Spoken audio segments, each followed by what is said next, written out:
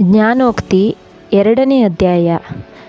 ಕಂದ, ನನ್ನ ಮಾತುಗಳನ್ನು ಅಂಗೀಕರಿಸಿ ನನ್ನ ವಿಧಿಗಳನ್ನು ನಿಧಿಯಂತೆ ಕಾಪಾಡಿಕೊ. ನಿನ್ನ ಕಿವಿಯನ್ನು ಜ್ಞಾನದ ಕಡೆಗೂ ಹೃದಯವನ್ನು ವಿವೇಕದ ಕಡೆಗೂ ತಿರುಗಿಸು. ಬುದ್ಧಿಗಾಗಿ ಮೊರೆಯಿಟ್ಟು ವಿವೇಕಕ್ಕಾಗಿ ಕೂಗಿಕೊಂಡು ಅದನ್ನು ಬೆಳ್ಳಿಯಂತೆಯೂ ನಿಕ್ಷೇಪದಂತೆಯೂ ಹುಡುಕು. ಆಗ ನೀನು ಯೆಹೋವನ ಭಯವನ್ನು ಅರಿತು ದೈವಜ್ಞಾನವನ್ನು ಪಡೆದುಕೊಳ್ಳುವಿ. ಯೆಹೋವನೇ ಜ್ಞಾನವನ್ನು ಕೊಡುವಾತನು. ಆತನ ಬಾಯಿಯಿಂದಲೇ ತಿಳುವಳಿಕೆಯೂ ವಿವೇಕವೂ ಹೊರಟು ಬರುತ್ತದೆ. ಆತನು ಯಥಾರ್ಥಚಿತ್ತರಿಗಾಗಿ ಸುಜ್ಞಾನವನ್ನು ಕೂಡಿಸುವನು. ದೋಷವಿಲ್ಲದೆ ನಡೆಯುವವರಿಗೆ ಗುರಾಣಿಯಾಗಿದ್ದು ನ್ಯಾಯ ಮಾರ್ಗವನ್ನು ರಕ್ಷಿಸುತ್ತಾ ತನ್ನ ಭಕ್ತರ ದಾರಿಯನ್ನು ನೋಡಿಕೊಳ್ಳುವನು. ಹೀಗಿರಲು ನೀನು ನೀತಿ ನ್ಯಾಯಗಳನ್ನು ಧರ್ಮವನ್ನು ಅಂದರೆ ಸಕಲ ಸನ್ಮಾರ್ಗಗಳನ್ನು ತಿಳಿದುಕೊಳ್ಳುವಿ.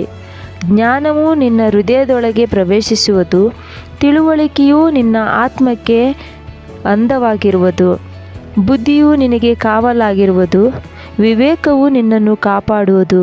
ಇದರಿಂದ ನೀನು ದುರ್ಮಾರ್ಗದಿಂದಲೂ ಕೆಟ್ಟ ಮಾತನಾಡುವವರಿಂದಲೂ ತಪ್ಪಿಸಿಕೊಳ್ಳುವಿ. ಅವರಾದರೋ ಕತ್ತಲ ಹಾದಿಗಳನ್ನು ಹಿಡಿಯಬೇಕೆಂದು ಧರ್ಮ ಮಾರ್ಗಗಳನ್ನು ತೊರೆದು ಬಿಡುವರು. ಅವರು ಕೆಟ್ಟದನ್ನು ಮಾಡುವುದರಲ್ಲಿ ಸಂತೋಷಿಸಿ ಕೆಟ್ಟವರ ದುಷ್ಟತನಕ್ಕೆ ಒಲಿಯುವರು. ಅವರ ಮಾರ್ಗಗಳು ವಕ್ರವಾಗಿವೆ, ಅವರ ನಡತೆಗಳು ದುರ್ನಡತೆಗಳೇ. ವಿವೇಕವು ನಿನ್ನನ್ನು ಜಾರಳಿಂದ ಎಂದರೆ ಸವಿ ಮಾತನಾಡುವ ಪರಸ್ತ್ರೀಯಿಂದ ತಪ್ಪಿಸುವುದು. ಅವಳು ತನ್ನ ಯೌವನ ಕಾಲದ ಕಾಂತನನ್ನು ತ್ಯಜಿಸಿ ತನ್ನ ದೇವರ ಮುಂದೆ ಮಾಡಿಕೊಂಡ ಒಡಂಬಡಿಕೆಯನ್ನು ಮರೆತು ಬಿಟ್ಟಿದ್ದಾಳಷ್ಟೆ. ಅವಳ ಮನೆಯೇ ಪಾತಾಳಕ್ಕೆ ಇಳಿಯುವ ದಾರಿ.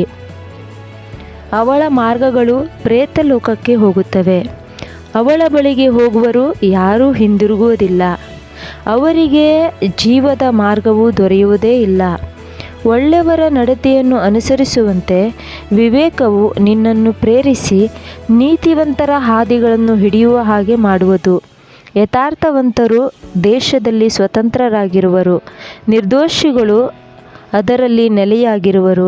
ದುಷ್ಟರಾದರೋ ದೇಶದೊಳಗಿಂದ ಕೀಳಲ್ಪಡುವರು, ದ್ರೋಹಿಗಳು ನಿರ್ಮೂಲರಾಗುವರು.